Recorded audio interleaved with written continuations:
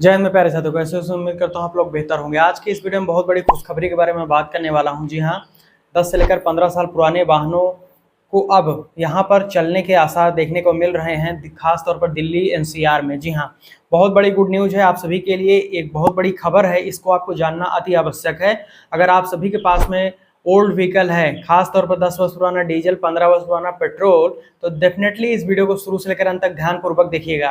बहुत बड़ी good news आप सभी को मैं देने वाला हूं। नए हो तो चैनल को सब्सक्राइब करके बेल आइकन ऑन कर लीजिएगा और वीडियो ज़्यादा में लाइक करके शेयर करिएगा सभी लोगों तक, क्योंकि यह जानकारी पहुंचना अति आवश्यक है। भाई और बहनों, दिल्ली में अब 10 वर्ष पुराना डीजल और 15 वर्ष पेट्रोल वाहन जो है चलने के लिए अब आप थोड़ा सा इसमें दोस्तों आस अपनी लगा सकते हैं। जी हाँ दोस्तों, होपफुली आने वाले कुछ दिनों में ऑनरेबल सुप्रीम कोर्ट कुछ यहाँ पर निर्णय दे, जिससे कि 10 वर्ष पुराना डीजल, 15 वर्ष पुराना पेट्रोल गाड़ी दिल्ली में वापस चल सके। अब मैं ऐसा क्यों बोल रहा हूँ ये मैं आपको बताता हूँ। दरअसल दोस्तों हुआ क्या है कि आप सभी को जैसे ज्ञात होना चाहिए कि दिल्ली में ऐसी पुरानी गाड़ियाँ बैन हैं, बाकी के अदर राज्यों में नहीं, केवल दिल्ली में ऐसी गाड़ियाँ बैन हैं। तो इसी के मद्देनज़र दोस्तों हाल के कुछ महीनों में मैंने आपको उस पर भी जानकारी दी थी कि ऑनरेबल जो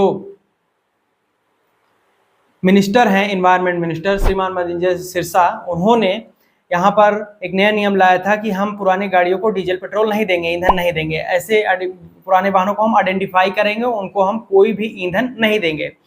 तो उसके ऊपर बाद में बहुत ज़्यादा आक्रोश वहाँ पर आम जनमानस का देखते हुए बहुत सारे वहाँ पर सिविल अपील वगैरह हुई।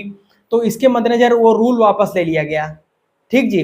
लेकिन अब जो आम जनमानस है उसके हितों को ध्यान रखते हुए दिल्ली सरकार ने सुप्रीम कोर्ट में रिव्यू पिटीशन दाखिल की है। जी हाँ दोस्तों, मैं आपको बताना चाहूँगा, क्योंकि दिल्ली में 2018 से ही सुप्रीम कोर्ट ने निर्णय दे दिया था, नेशनल ग्रीन ट्रिब्यूनल कोर्ट ने निर्णय दिया था कि 10 वर्ष पुराना डीजल, 15 वर्ष पुराना पेट्रोल वाहन दिल्ली में ना चला जाए, इससे पोल्यूशन का स्तर कम रहे।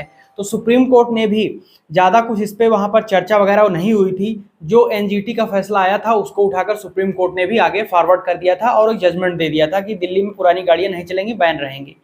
लेकिन अब इतने सालों बाद चीफ मिनिस्टर जो हमारी हैं रेखा गुप्ता जी और जो हमारे इन्वायरमेंट मिनिस्टर हैं श्रीमान मनजिंदर सिंह सिरसा, उन्होंने यहाँ पर एक बड़ी पहल की हुई है और सुप्रीम कोर्ट में एक बार रिव्यू पिटीशन फिर से दाखिल की गई है। 26 जुलाई 2025 को रिव्यू पिटीशन दाखिल की गई थी। 28 जुलाई 2025 को इसके ऊपर सुनवाई भी हुई, लेकिन उसमें ज़्यादा कुछ अभी फैसला वगैरह नहीं आया हुआ है, नहीं तो मैं उसके ऊपर भी आपको जानकारी देता। अभी मैं आपको ये बता रहा हूँ कि गुड न्यूज़ इसमें ये है कि दिल्ली सरकार चाहती है कि अब ओल्ड व्हीकल दिल्ली में चलें। हालांकि उसमें कुछ पॉइंट्स जो हैं वो उठाए गए हैं दिल्ली सरकार के द्वारा, वो मैं आपको आगे जानकारी दूंगा कि कौन कौन से पॉइंट हैं जिसके बेसिस पर पुरानी गाड़ियां बैन होनी चाहिए दिल्ली में। तो जो रिव्यू पिटीशन दाखिल की गई है दिल्ली सरकार के द्वारा ऑनरेबल सुप्रीम कोर्ट के अंदर, वो है, उसमें सबसे पहला मुख्य पॉइंट दिल्ली सरकार ये कह रही है कि अगर आपको बैन करना ही है सुप्रीम कोर्ट को, तो कुछ मानकों पर आधारित बैन किया जाए, ना कि ऐसे एज के ऊपर कि कोई भी गाड़ी कितने साल की है उसको बैन कर दिया जाए। फॉर एग्जाम्पल, मेरी गाड़ी है 10 वर्ष में, मैंने उसको वहाँ पर ज़्यादा से ज़्यादा 50,000 किलोमीटर चलाया है और किसी की गाड़ी है 10 साल में 2.5-3 लाख किलोमीटर चल गई है, तो क्या ऐसा मानक है कि कहीं से भी कि कौन सी गाड़ी ज़्यादा पोल्यूशन करेगी? ऑब्वियस सी बात है, जो गाड़ी ज़्यादा चली हुई है उसी का इंजन ज़्यादा खराब होगा, उसी से ज़्यादा पोल्यूशन निकलेगा। तो यही सब पॉइंट्स हैं जिसको कवर किया जा रहा है, जिसमें पहला पॉइंट दिल्ली सरकार सुप्रीम कोर्ट में ये बता रही है कि लैक ऑफ साइंटिफिक बेसिस, यानी कि वैज्ञानिक कोई तर्क और वैज्ञानिक कोई तथ्य नहीं है कि उम्र के आधार पर गाड़ी को बैन किया जाए दिल्ली में। क्योंकि मैंने आपको बताया कि किसी व्यक्ति की गाड़ी है, उसने 10 वर्ष में उसको मात्र 30 से 40,000 50,000 किलोमीटर बहुत चलाया, किसी व्यक्ति की गाड़ी है उसने 10 वर्ष में उसको 3-4 लाख किलोमीटर चला दिया। तो ये कोई आधार नहीं है, कोई वैज्ञानिक तथ्य और तर्क नहीं है। ठीक। नंबर दूसरा पॉइंट दिल्ली सरकार ने ये उठाया है सुप्रीम कोर्ट में कि पॉलिसी इमिशन बेस्ड होनी चाहिए। जी हाँ, कोई भी पॉलिसी अगर आए, जैसे बैन की पॉलिसी आ रही है, उसको डिटेन करने की पॉलिसी आ रही है, तो वो जो एमिशन बेस्ड होनी चाहिए। एमिशन बेस्ड का कहने का मतलब ये है कि जैसे कि कौन गाड़ी कितना पोल्यूशन कर रही है उसका एक आधार होना चाहिए। एज के ऊपर वहाँ पर गाड़ियाँ बैन नहीं होनी चाहिए। जैसे कि एमिशन बेस्ड जब टेक्नोलॉजी आ जाएगी तो उसमें डायरेक्ट पता चल जाएगा कौन सी गाड़ी कितना पोल्यूशन कर रही है, उसको चेक किया जाए। जो गाड़ी ज़्यादा पोल्यूशन कर रही है उसी को केवल बैन किया जाए, ना कि सभी 10 वर्ष पुरानी डीजल 15 वर्ष पुरानी पेट्रोल गाड़ियों को बैन कर दिया जाए। ये बेसिस नहीं होना चाहिए। ये दूसरा पॉइंट उठाया गया है। तीसरा महत्वपूर्ण पॉइंट ये उठाया गया है दिल्ली सरकार के द्वारा कि फाइनेंशियल बेस्ड प्रॉब्लम आज के समय में या फिर पहले के ही समय में अगर बात कर लें, हर एक जो मध्यम वर्ग परिवार होता है, जो लोअर मिडिल क्लास फैमिलीज होती हैं, इन सभी का कार एक सपना होता है और इस सपने को वो लोग जीते हैं। बाकायदा पूरी जिंदगी मेहनत खून पसीने की कमाई इकट्ठी की जाती है और एक गाड़ी को परचेज किया जाता है। जब गाड़ी को परचेज किया जाता है तो उसको अपने परिवार के सदस्य के जैसे ट्रीट किया जाता है, उसको रखा जाता है, उसको डेली सुबह साफ सफाई की जाती है, अच्छे से चलाया जाता है, डेली रख रखाव एक अच्छे से सर्विस मेंटेनेंस वगैरह की जाती है। तो 10 वर्ष में गाड़ी कहीं से भी पुरानी नहीं हो जाती। ऐसे बहुत सारे केसेस हैं जिसमें गाड़ियाँ एकदम चमक रही हैं, अच्छी लग रही हैं, 15 वर्ष में भी गाड़ियाँ पुरानी नहीं हो रही हैं। गाड़ियों को फाइनेंशियल बेस भी प्रॉब्लम यहाँ पर है, क्योंकि एक बार अगर कोई middle class family, lower middle class family गाड़ी को परचेज कर रही है तो 10 वर्ष बाद में वो उसको स्क्रैप नहीं कर सकती। स्क्रैप करेगी तो उसके बाद में पुनः खरीदने का कोई उसके पास बजट नहीं रहता है।